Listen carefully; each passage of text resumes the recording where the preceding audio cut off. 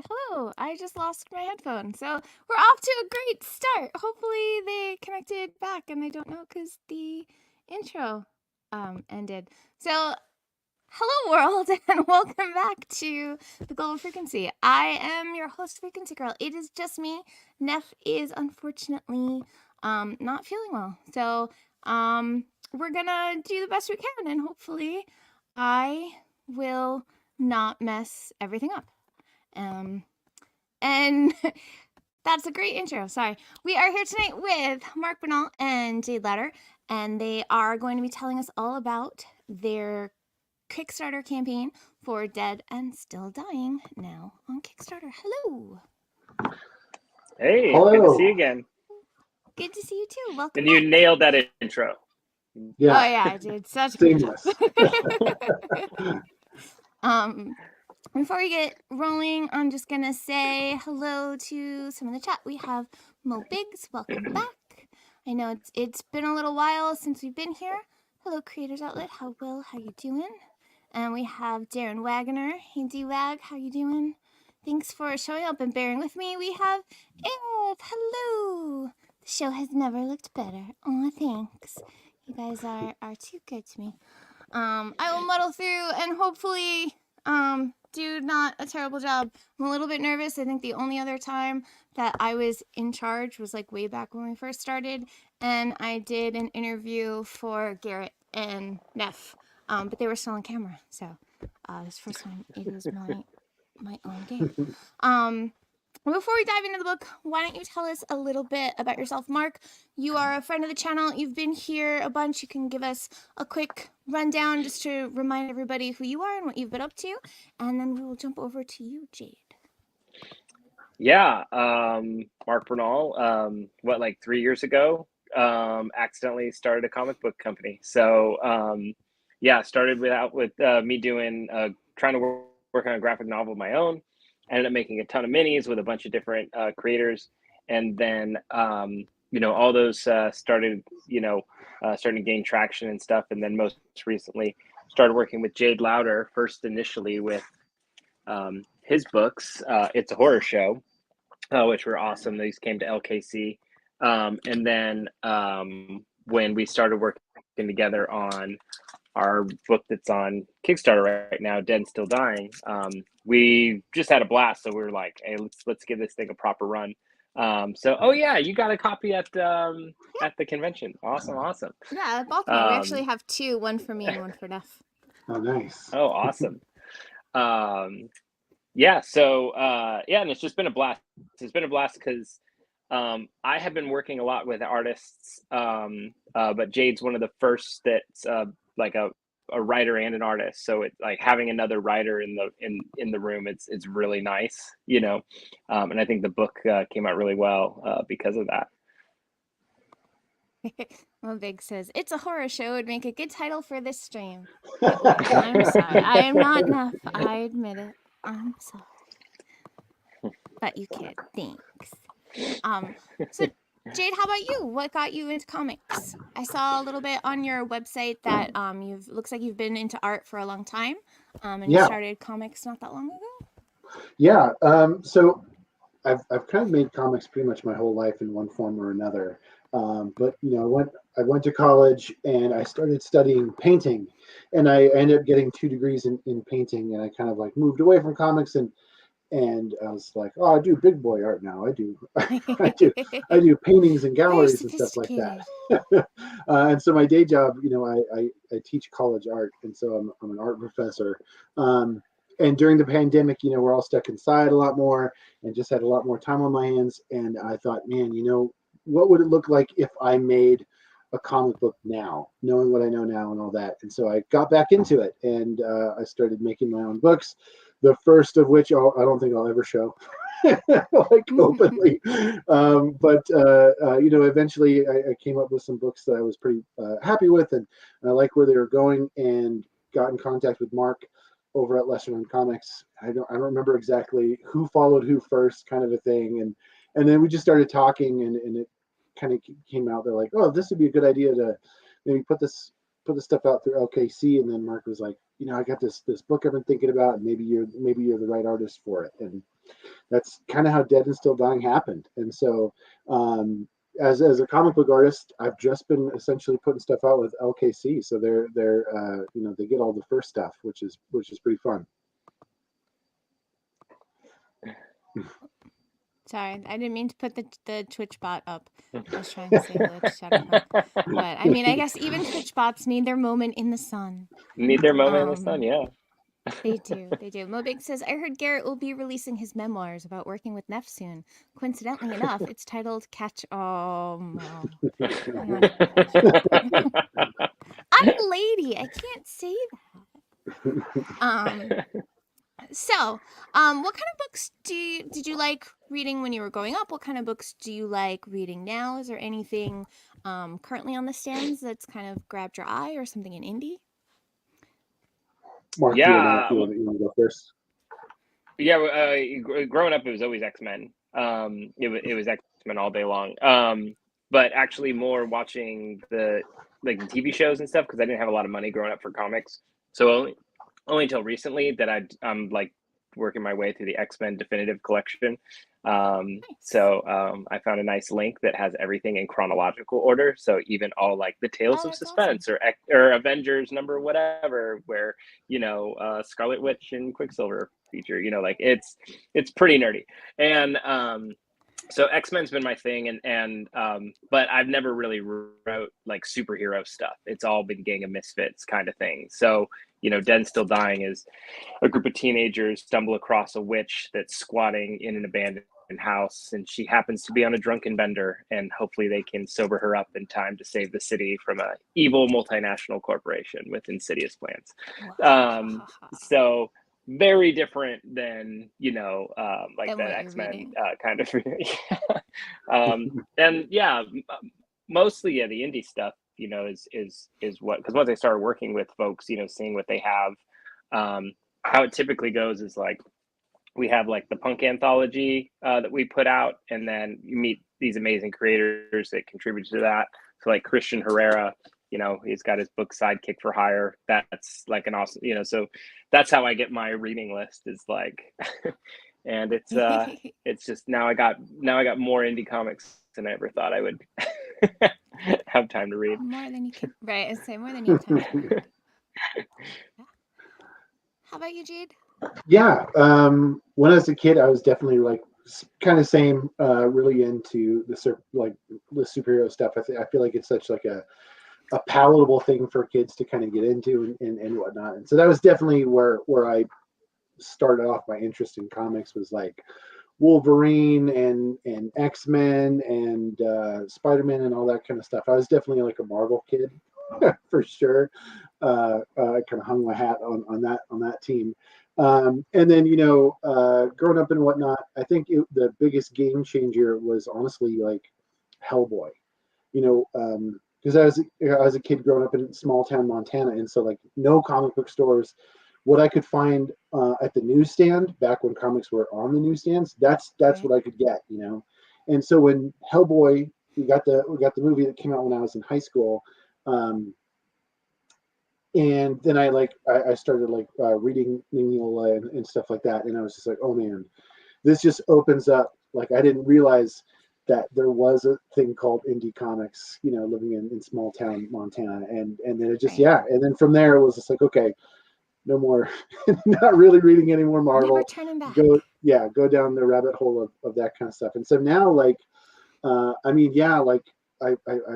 the reading list is endless because of, LKC is always bringing on new folks, and so I'm always like getting new comics in the mail. I'm like, oh, this is awesome! Like, I'm always reading, the latest Tank McGregor or issue of Narita and Yuriko and stuff like that, and but otherwise, like big name titles and stuff like that I really really love.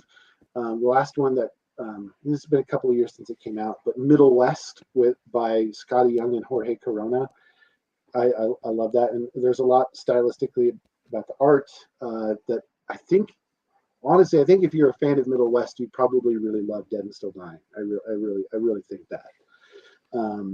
Yeah, that's just a little. I mean, I could go. Like, there's so many titles. I'll leave it. I'll leave Jorge it at that. Corona, is he taking over for Danny Warren Johnson on Transformers? Is that? I feel like that's, He yeah, might I be. think so. Stylistically, Issue 7, right? they're really close, and so I would not be surprised. Yeah, I'm Well, pretty I sure mean, with issue they're 7. close and they're not at the same time. But Yeah. I think that would be cool if that's true. That sounds sick, and I will definitely. Yeah, well, I'm pretty sure reading it's him. I'm not super great with names, but I'm pretty sure that that's him. I know issue 7, Danny Warren Johnson is switching from writing and doing the art to just writing. And if you haven't picked that up, I highly suggest it. I think there's a lot of good stuff on the stands. Actually, just grabbed my pull list today, and finally issue 3 of Zawa came out. I'm very excited. It was supposed to come out like 3 weeks ago, and it got pushed back, but it is out, and I will read it later, and I'm very excited. It's very cute, and they're cookies. I was never really a big superhero fan, though. I didn't get into X-Men. I got into comics like through comic strips, and then Emily the Strange, and I kind of found my way in through like Lenore, things like that. So I wasn't really into like cape stuff, but I have to say I'm excited for Peach Momoko's run on X-Men that is coming out in March. So that is already on my pull list, and I'm very excited for that. Yeah, I mean, I also love like Peach Momoko's stuff, and the kind of style that she brings to kind of everything is really really cool. The covers that she did for like the grand design stuff through the kayfabe guys was really cool. I thought that was kind of my inroad to Peach Momoko, and then you kind of find other stuff. Yeah.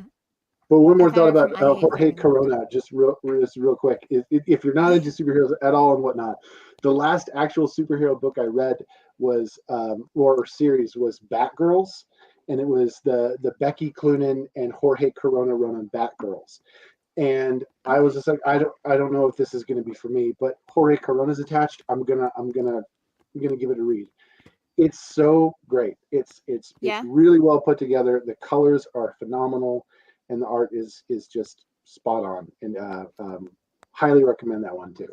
Okay, I'll check it out. I just picked up the TPB of Batman and Robin that Jeff Lemire and Justin Nguyen did, and I also picked up the Fear State and Joker War Saga, all of that with Tinian and Jimenez, I think. And I know Stoko did one of them, but I don't remember that whole run. So I'm excited to kind of dig into those too. Not usually. We lost Mark. Sorry, I didn't mean to scare you away with my cape. Batman and Robin rambling. But yeah, like if there's an artist or a writer that I love, and I'm a huge Lemire fan, and Neff is a Tinian fanboy, I'll read something even if it's not a genre that I normally would read. Mobig says DWJ is getting replaced on art. No wonder Neff needed a leave of absence to grieve. Yes, you found us out, Mo. That's the real reason why Neff isn't here tonight. He's taking a leave of absence from everything to just grieve Danny Warren Johnson. But at least Danny Warren Johnson will still be on the story, and he is a hell of a storyteller, I will say. And it's just been Transformers has just been super fun. Definitely, especially if you enjoy like robots beating each other up with their own appendages. That was an epic part of issue 3, so highly recommend it. All right, so we've talked a little bit about what got you into comics, what kind of comics you like to read. you kind of told us that you don't actually have a background in an education rather in I just screwed up the question. So there's like a little bit of lore for the channel, asking people if they have an educational background, like did they go to school for comics? And I started reading my next question while I was asking it and I messed it up. But we already kind of knew that. Sorry, see, Mo, I'm carrying on the legacy. That Neff messes up that question, and now I did it too. So, you know, I'm a little bit like him. So, you know, no one here has any formal education in storytelling, but that doesn't mean that you don't have a lot of experience. You guys have put out, Mark, you've put out, I don't even think I can count at this point how many books you guys have put out between your batches of mini comics and then all of the full lengths that you have. I remember we saw you at Baltimore and we went to your table and it was just like any kind of book. If there's a genre or story you were interested in seeing, you probably had a book or an anthology about it. Yeah, it's been crazy. There's so we got caught up like right in the like May of 2023, like with 28 books on the website. And then we did this redo of the website. So we stopped adding new books to the website. We're like, how far behind could we possibly get in 6 months? And there is something like 70 books that need to be on the website. Wow. So it's been really nuts. And now some of those are like anthologies and like these zines, like the trash can issues that Max makes. So these are like little short story anthologies that are come in saddle stitch. But yeah, it's been crazy. So you know, I remember there's something that like that Stephen King wrote in his on writing book that said something to the effect of like, if you don't have time to read, then you don't have time to be a writer, you know. And I think that's like really all you can do outside of like professional, you know, training when it comes to storytelling. Just read a shit ton, you know, or just experience a lot of shit ton storytelling. There's one of the things that has happened on this book with Dead and Still Dying that hasn't happened before is, so I was working with illustrators who are like, oh yeah, cool, like just send me a script. And I didn't feel like I needed to like turn in a script.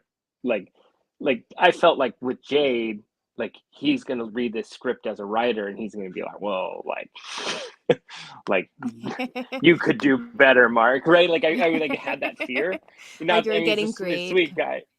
Yeah, right. Like, so I was like, oh shit, like I actually have to like plot this out well and like do all the things like so I actually followed like a process of like a brainstorming to like, you know, what's my first, second, third act, look at the climax, look at all, and like as before I was just kind of like feeling it out. I was more focused on like page turns and stuff like that. Like I get really like in the micro on that, where it's just the story's going to go where it's going to go, as long as those page turns like do exactly what they're supposed to do for the reveal. Like we'll figure out the ending later. But on this one, I had to do both. I felt like, so, you know, because Jade, he's a fantastic storyteller. When I got the date, It's a Horror Show, the date for the first time, and I got to the ending, I was like, ah, shit, this is good.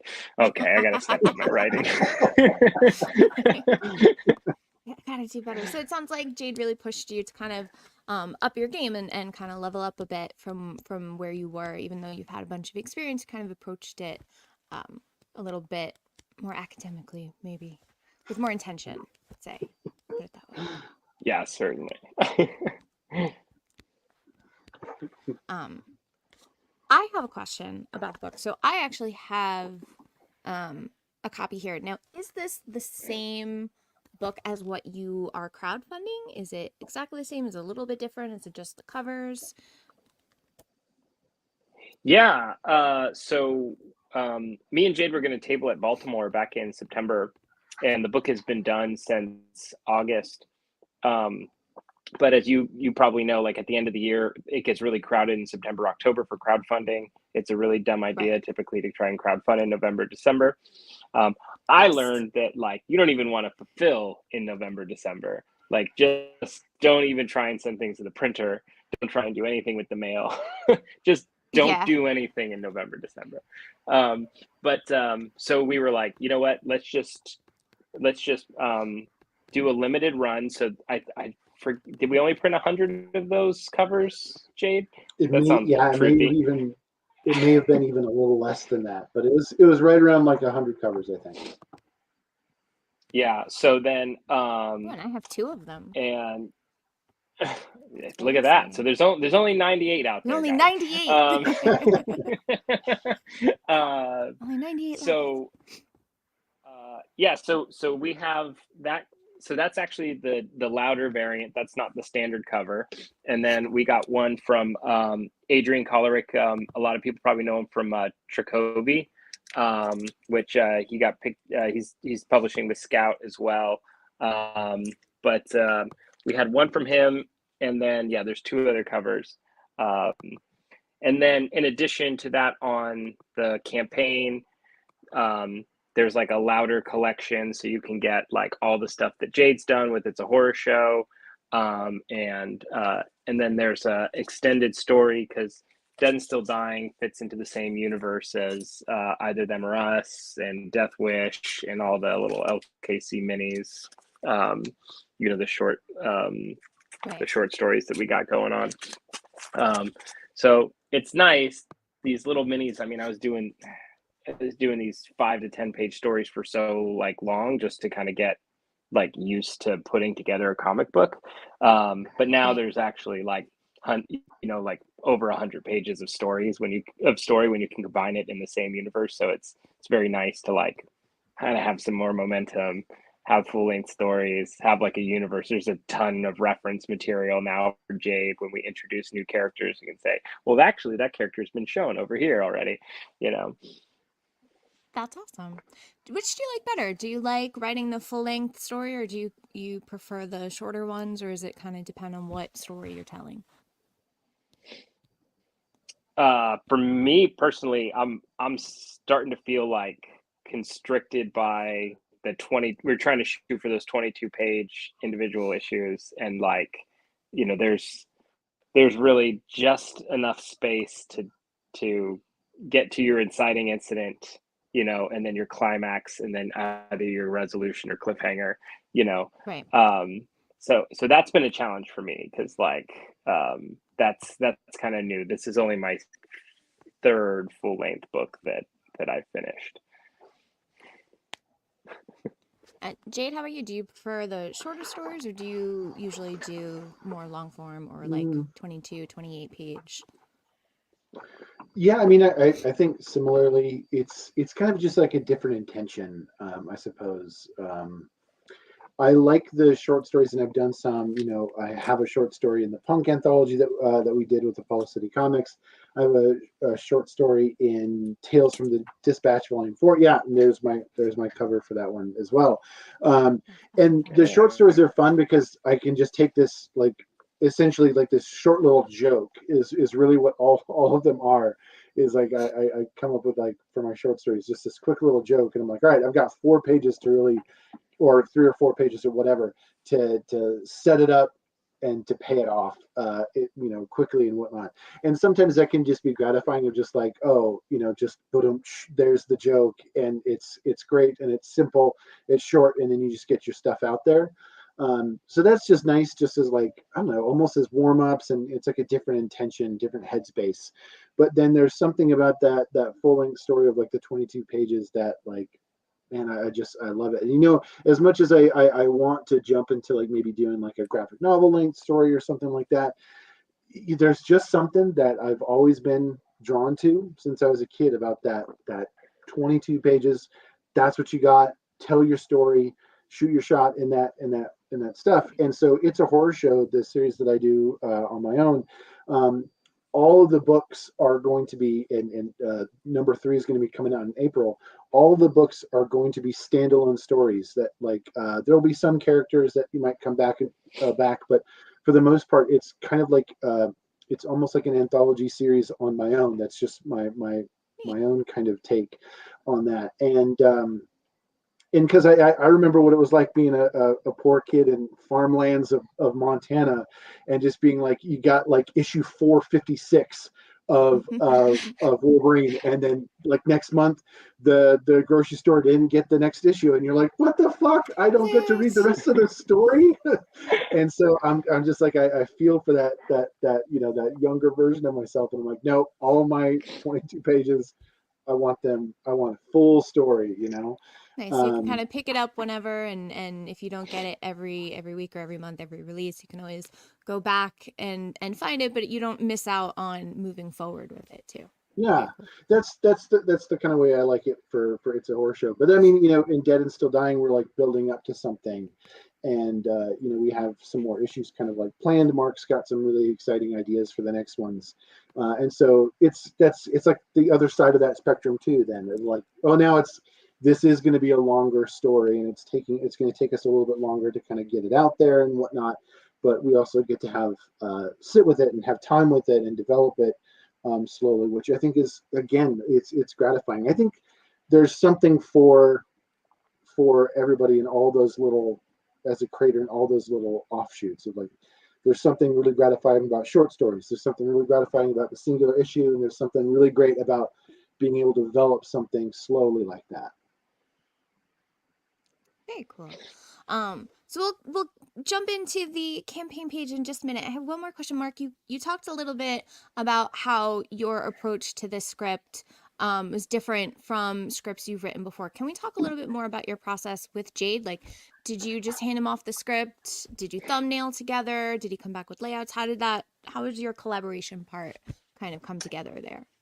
Yeah, so it ranges really wildly from certain artists that I work with. So, you know, for example, Kieran, who does Death Wish, like this will just be like a joke, but it's really serious that, or really truthful that it's like he gets a string of incoherent text messages from me. He's like, there's a race and there's these people and then stuff happens, there's explosions, you'll figure it out, and here's the winner of the race. Like, that's all the information he gets. And then certain folks get they'll get the establishing page. Here's the scene we're setting, and then when you turn the page, here's what the big reveal is on the beginning of page 2, and here's what that mini cliffhanger is on page 3.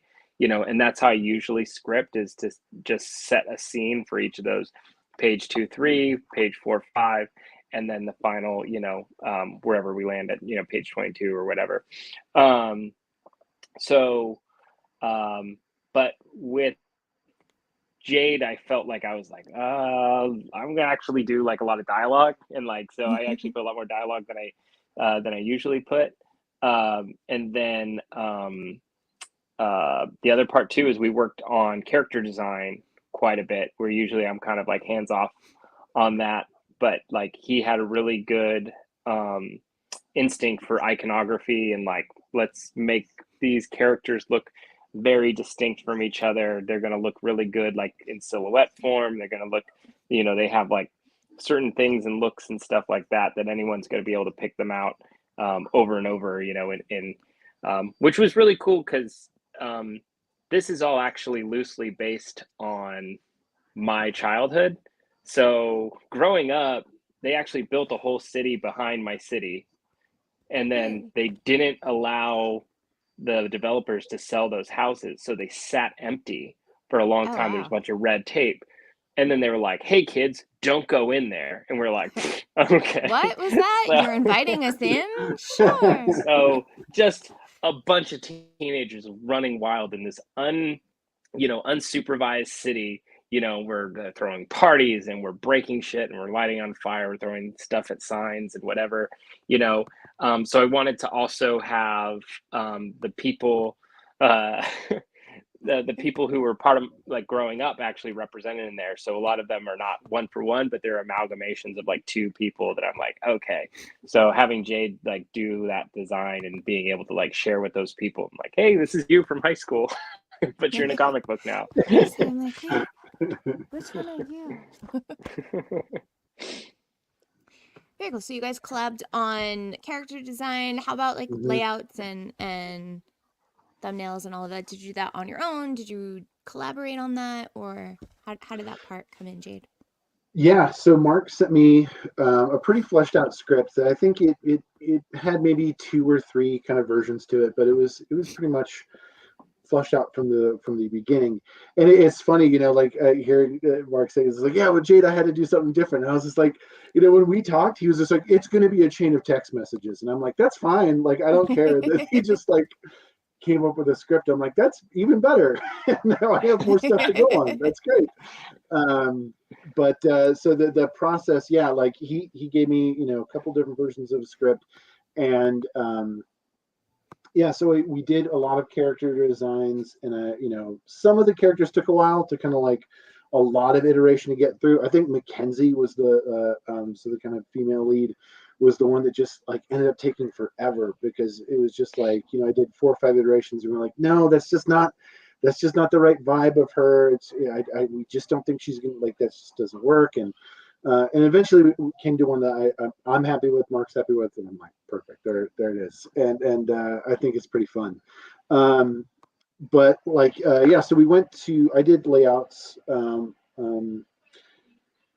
I don't think it was Mark even asked me to do layouts, but I was just like, I want to do this in a way that, like, you're happy with the story, I'm happy with the story, that we hit the right beats and develop it, kind of, I don't know, professionally. And so I wanted to take it seriously.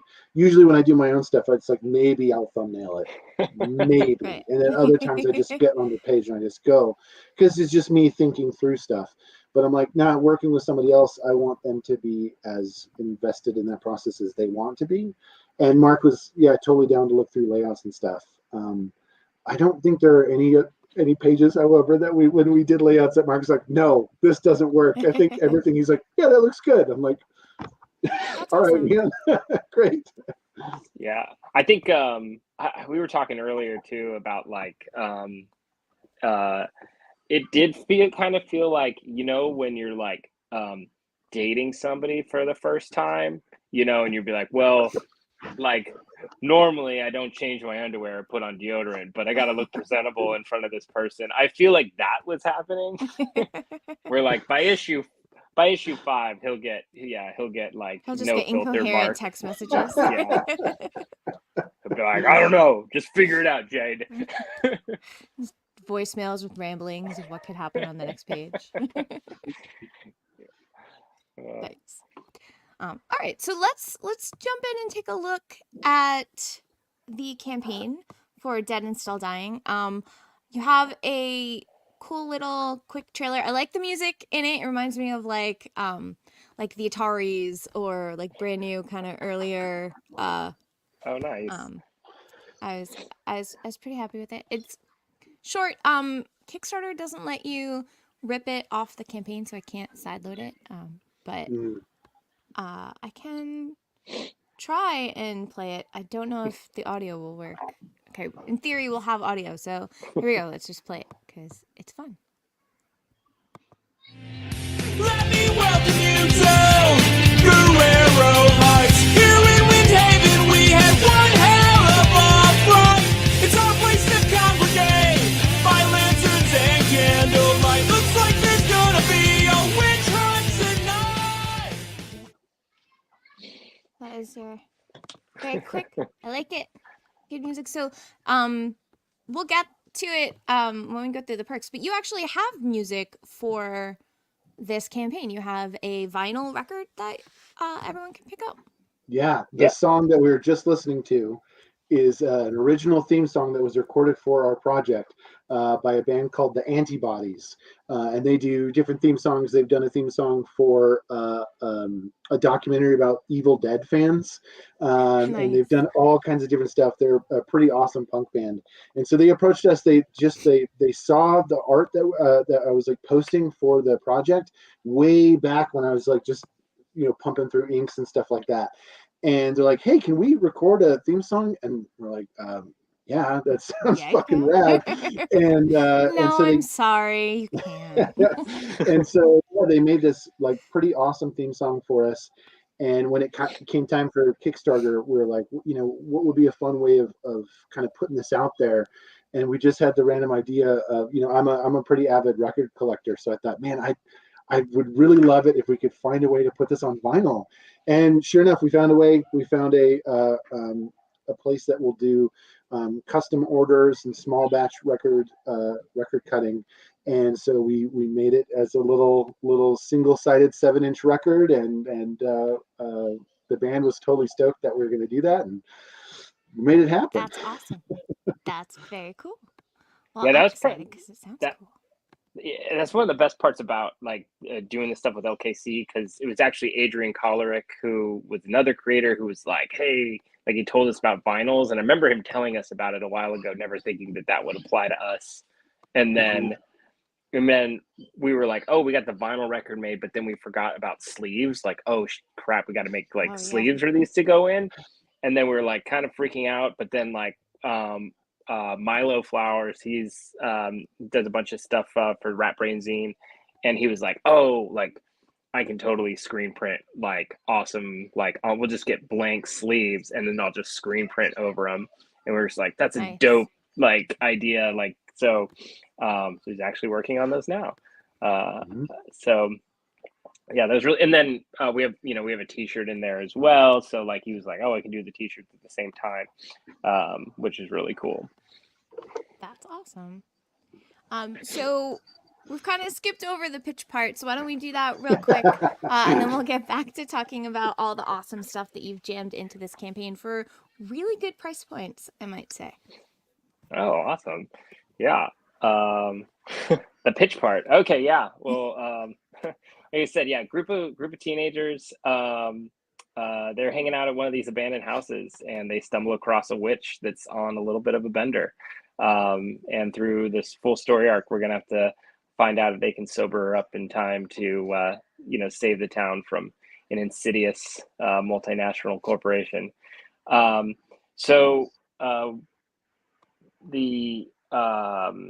It all fits into the lesser known comics like extended universe that I've been building for the last 3 years and stuff like that. So we do have that extended story tier. So there's you can get the rest of that lesser known comic story and kind of figure out like where this fits in the timeline. And then if you have some of those books, you might see some familiar faces in there as well. Familiar faces may pop up. just Baby Bat Adam 15. Hello. I've been really bad in saying hello to the chat. We've had a bunch of people come in, including Neff, who has woken up and is probably upstairs, and he is saying that nobody we have a turntable tier. But Baby Bat says, I'm late as heck, but those panels look cool. I also like the color scheme. I have to say too, I really dug the colors in this. It was very cool. I agree. Thank you. I agree with Baby Bat. So it's kind of like a band of misfits, David and Goliath, kind of supernatural stuff going on. Yeah, it's got a lot of vibes that would be similar to like maybe if you're fans of like the Goonies, or I thought of the Monster Squad a lot when I was drawing it, or a little bit of Stranger Things in there. There's that kind of plucky group of kids who like there's this unspeakable evil in the town and they got to rise up and stuff like that. And it's a lot of fun to kind of draw on stuff because there's definitely that nostalgia button with a lot of this kind of stuff too. And Mark and I were in high school around the same time, and so like there's a lot of like little jokes of like fashion and stuff like that are fun to throw in there. Like when I was picking out what they're gonna wear, or when there's a big group of the kids, I'm just like, yeah, man, the bully has to wear a fucking puka shell necklace, just has to. Like no, there's just no question, has to. Very on trend. Nice. Yes, it looks like you guys put a lot of thought into it, and it definitely shows. I've spoiler alert, I've already read it, so definitely I throw my weight behind this. I say you should definitely pick it up. I think it's one of, if not definitely my favorite of everything you guys have put out so far, and we have a lot of it. So yeah, holy cow. consider myself and expert. And this isn't everything. We have like all of the mini comics and stuff too. So, also, I haven't read this one yet, which is also available on the campaign. But I have looked at it. I do have a question for you, and the very first story in here is called "Punk's Not Dead." Do you know that there is actually a comic? It was put out by Black Crown, edited by Shelley Bond. That is called "Punk's Not Dead." I can't think of the name of the writer. David, something. David. I don't know. Something with the I know. B. I know Shelley Bond has a copy of it because we met her in San Diego. Nice. She's Sweet, awesome, isn't she? yeah. Well, because Apollo City, which is one of our imprints that actually put out that the punk anthology, like their Shelley Bond's work is like their Bible for how they run everything over at Apollo City.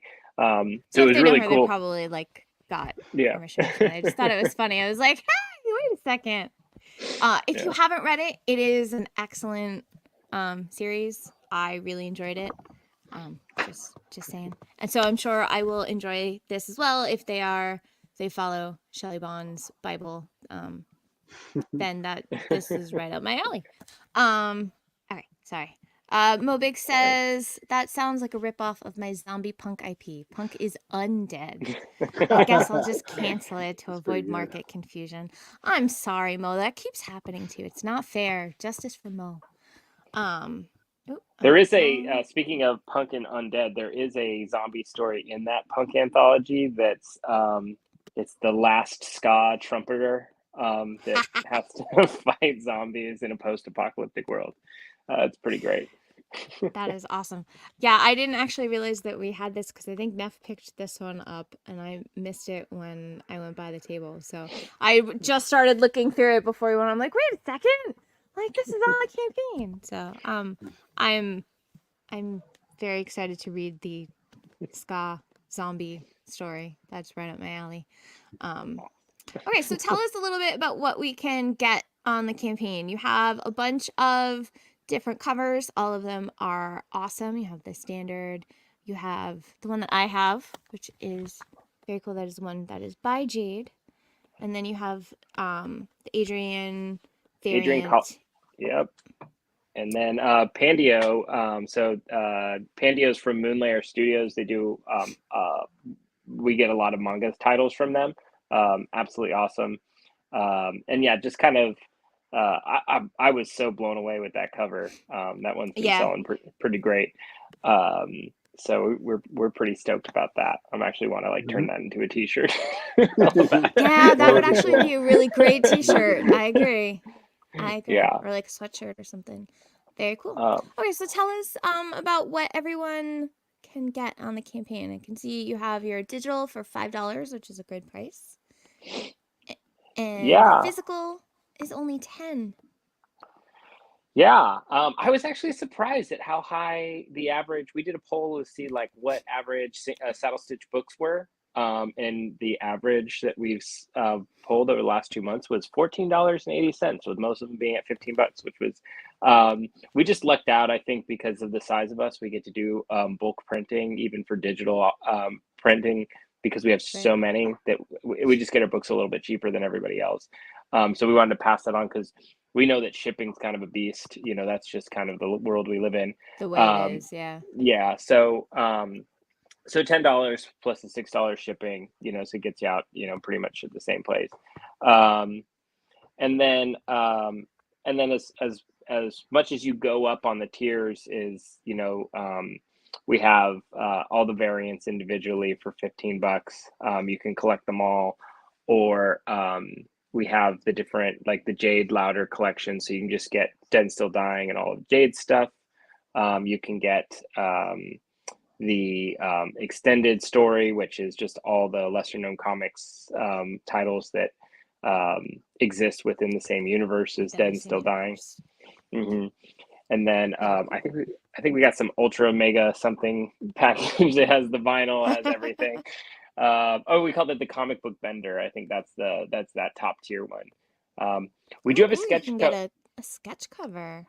Yeah, and actually, in addition to the sketch cover, there's an add-on. If you scroll up a little bit on the main story part, you can see so the fictional high school of Guerrero Heights will have an excerpt of the um, so on the standard cover version, there'll be some additional pages that has an excerpt from the Guerrero Heights High School yearbook, and you could have your face in there as part of the Guerrero Heights high school class. So that's been pretty cool. We're doing a series of posts also where we'll be posting a bunch of the lesser known comics crews high school yearbook photos Nice. on Instagram. I'm pretty stoked about that. That's awesome. Very nice. So that's those extra pages are only available through the Kickstarter. They're not. So if you got any of the limited run that was at Baltimore, those pages are not in here. So that's something additional that you get for Correct. backing. Yeah. Yeah, Nice. so it'll be on the standard cover because we printed some of the variants ahead of time. Gotcha. Cool. So make sure you pick up variant and the main cover so this way you get those extra pages. And that's There you go. why you should probably get either the $55 collecting all 4 covers so you get those extra pages, or the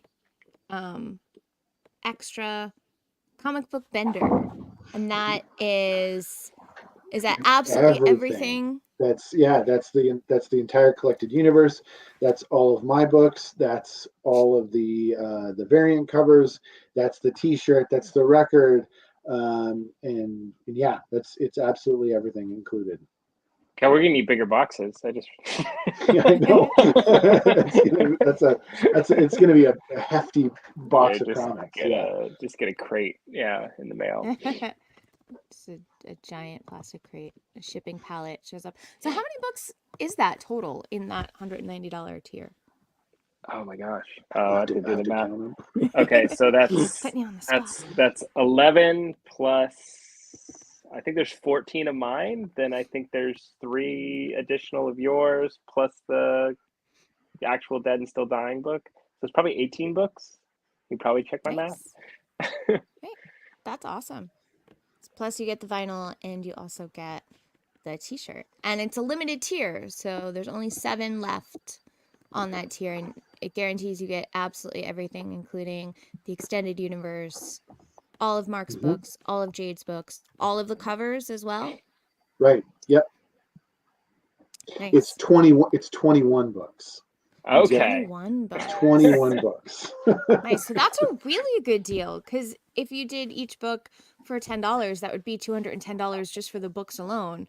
And then you also get the T-shirt and the vinyl. So that's a really good deal, because you're saving $30, $20 just off the books. Apparently I also can't do math. You're saving $20 just on the books alone. So it's like you're also then getting the vinyl and the T-shirt for free. So Totally. Yeah, I think that's one of the things that's the toughest part about Kickstarter, and we're trying to come up with creative solutions for it. The biggest thing is that we got these like LKC starter packs and other campaigns. We'll have in some campaigns, if it's a horror book, we'll have like a horror collection or something like that with all the LKC horror books, and just giving like people a chance to be like, I just want to back one campaign and just get a shit ton of books and only pay shipping once, and then like also not having to track down like a bunch of different campaign statuses and stuff like that. right. Like, so, we don't really we don't lock anybody into contracts. Like in terms of our creators, we try and be like a place where we're just like, everyone's here because we really, really like the rest of the books in the catalog. So like we all feel very comfortable being like, yeah, absolutely, I would love to be in a bundle with your stuff. And in most cases, like these people have done variant covers for each other before, or they've tabled at conventions together. That's like how this all kind of happens. So yeah, it always feels weird to put like those big tiers up there, but then we end up selling a couple of them, and then you're like, okay, yeah. It's a great deal. Mobig says you can use the money you save on the comic book vendor tier to go to Goodwill and pick up a turntable so you can play your vinyl record and put on your, your Jenkos and pretend that you're back in high school in the 90s and, just skank out to your record, while you're reading your comics. It doesn't get better than that, folks. It just doesn't. Right on. So yeah, I definitely recommend you guys should pick this up.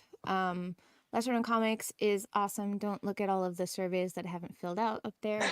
I'll get to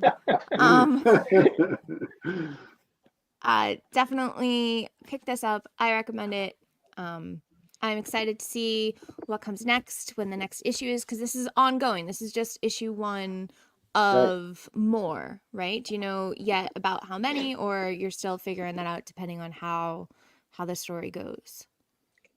Yeah, I was supposed to be making a promo when I was supposed to be making that promo video, I instead was like, hey, Jay, bad news. We don't have a promo video yet, but I did script out all 5 issues and plotted them out. And so it's going to be a 5 issue story arc. Nice. And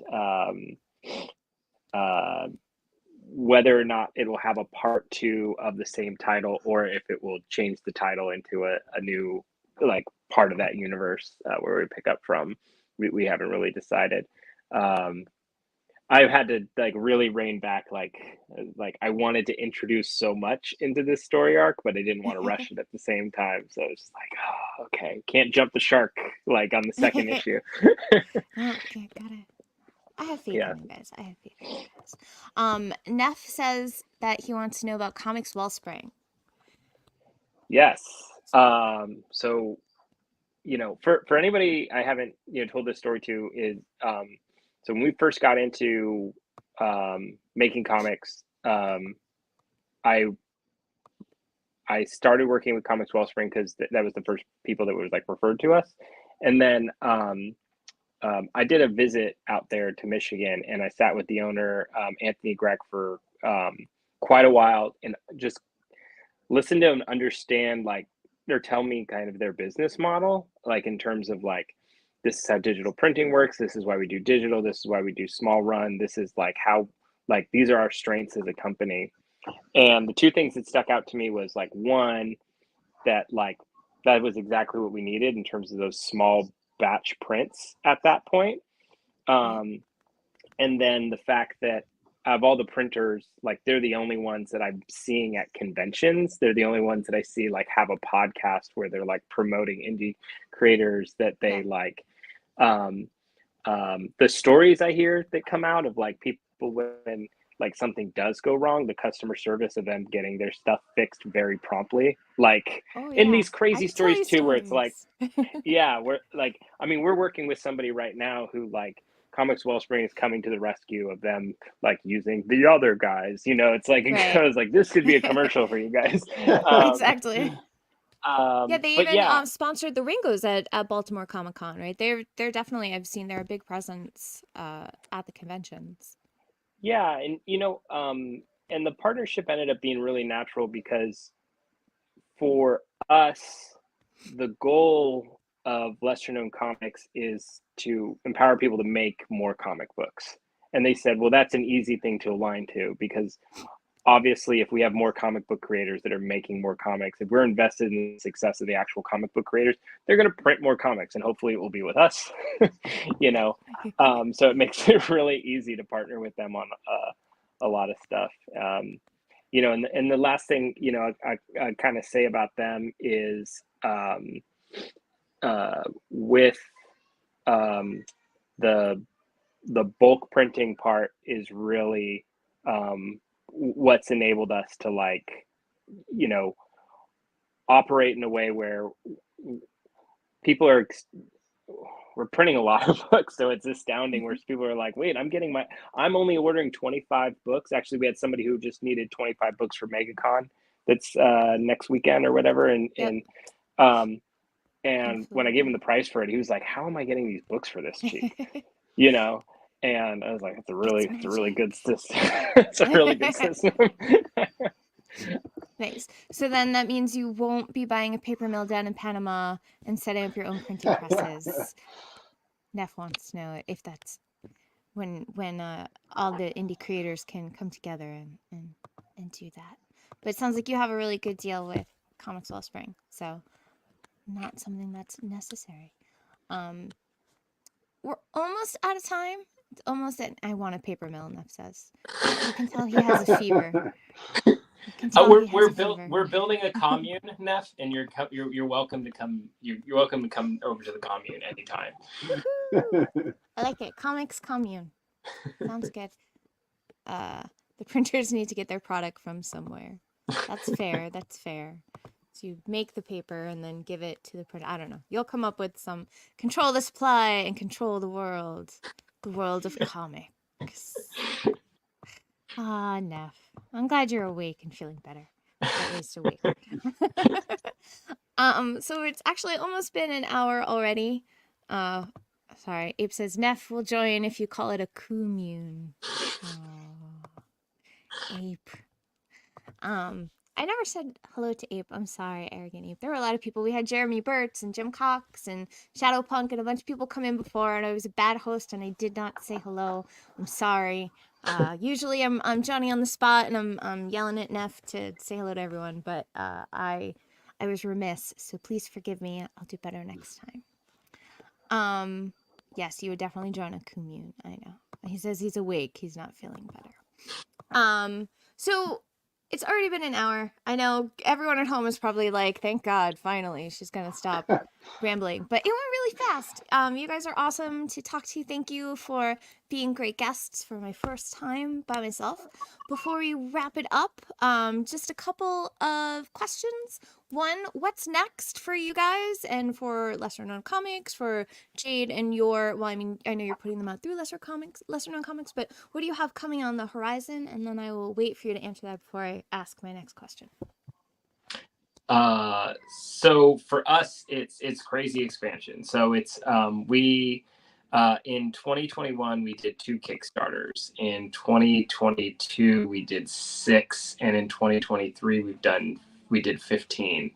We'll have done 15 by the end of April at least, if not more. Wow. To Jade's next It's a Horror Show, which he did an awesome job killing so many people we know through comics, which is like where we're just killing all our friends in our comics and stuff like that. Nice. Yeah, it's like borderline threatening, you know. It could, Yeah. It's a little cathartic, you know. Yeah. But yeah, so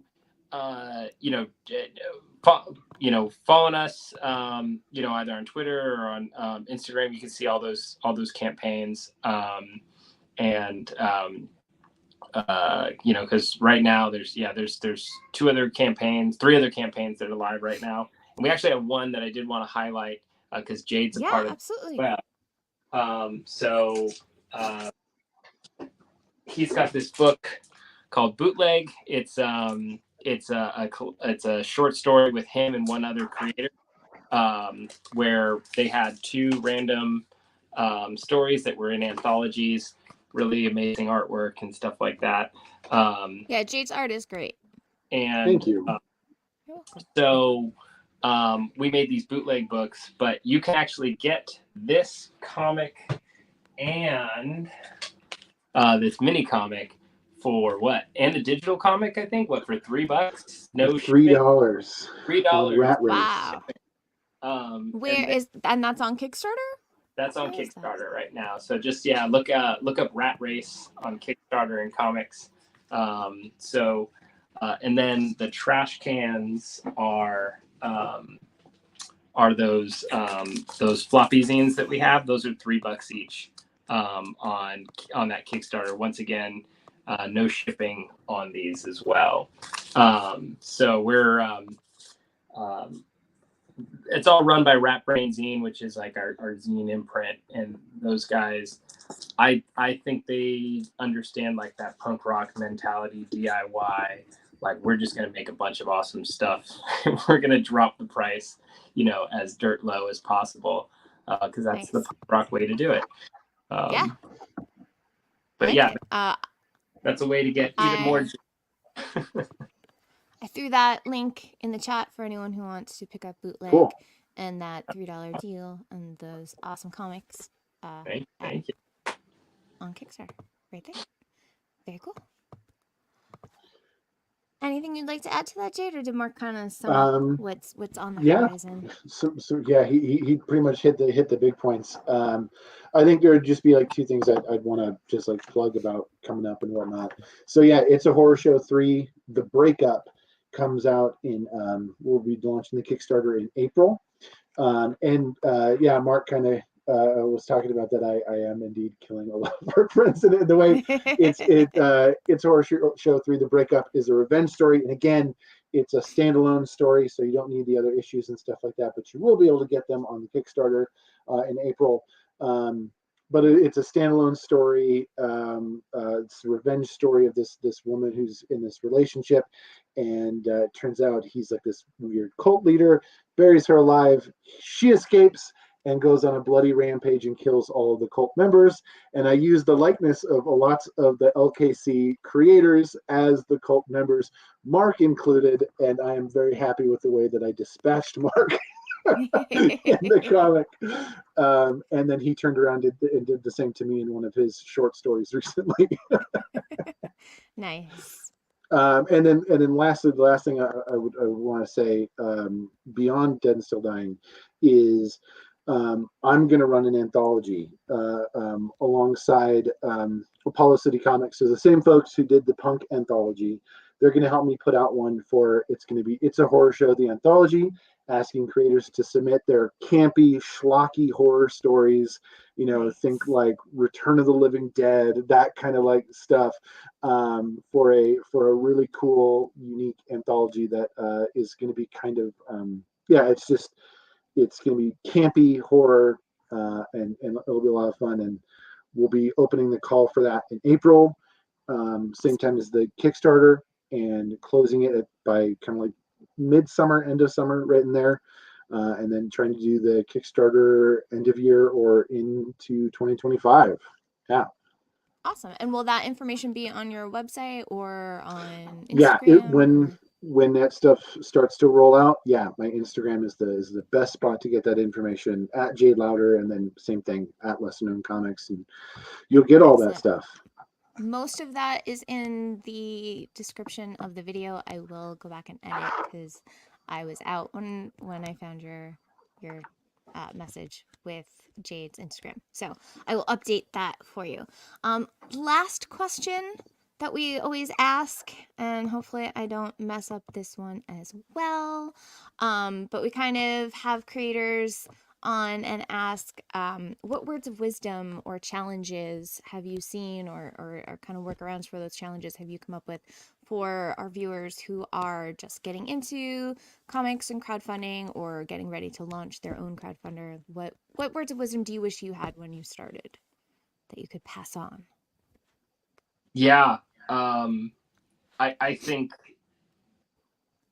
the biggest thing to words of wisdom is that I've found is, if you know who you are and know where you're going, that is like the first step. Because a lot of folks we come across, they are extremely talented, but they haven't really determined what their definition of success is, whether they want to sell a certain number of books, or whether they just want to make a passion project. They have a particular story to tell. There's just, maybe they're making a comic with their best friend. Their number one priority is just, I want this comic to be done with my best friend.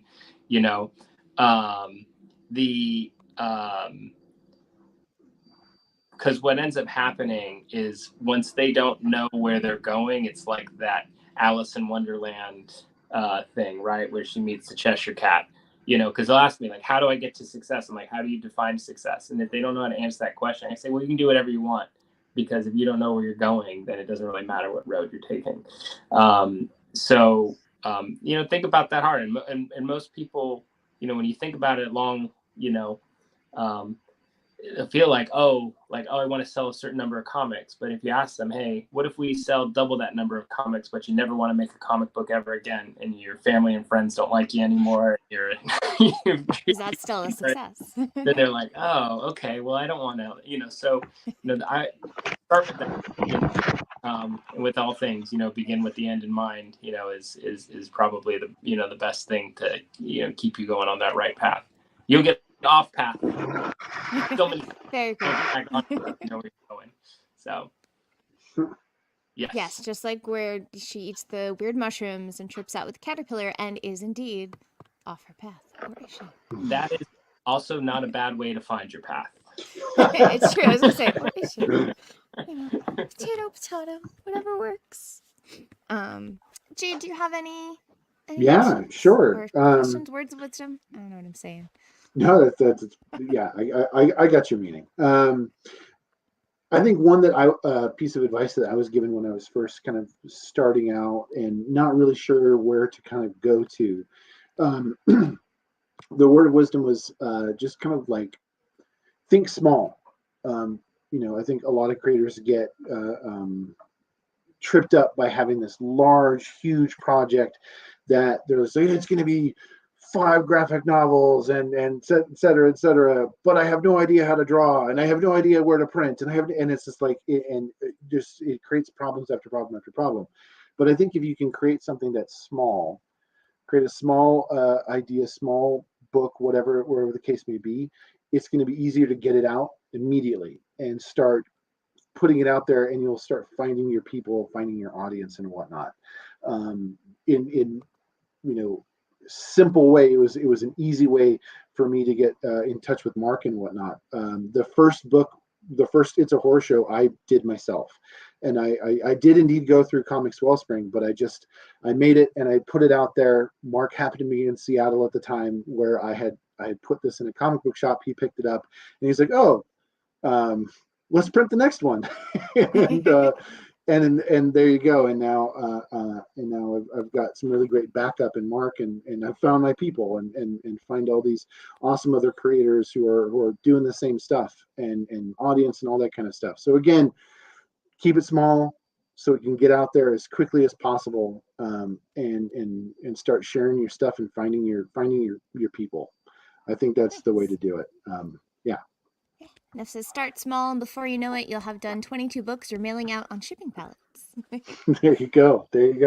For a steal price too. So basically what I'm hearing is start small, think big, find your path, find your people, do some mushrooms and talk to caterpillars. Or maybe that's just Nef. Perfect.